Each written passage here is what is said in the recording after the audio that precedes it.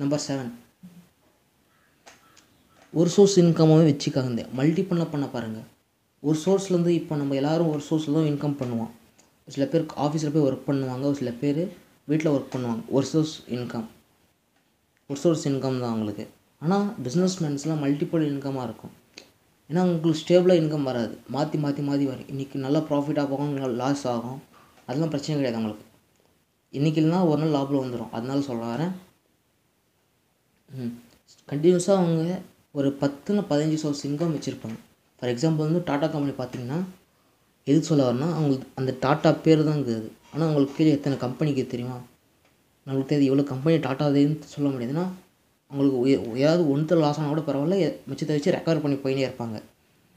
இப்போ கொஞ்ச நாளைக்கு முன்னாடி கூட போச்சு, டாட்டா டிசிஎஸும் ஏதோ ஒரு கம்பெனியில் இதாச்சு, டாட்டா ஸ்டீல் ஏதோ லாஸில் போயிருந்தது ஷேர்ஸ் எல்லாம். அவங்களுக்கு பிரச்சனை கிடையாது.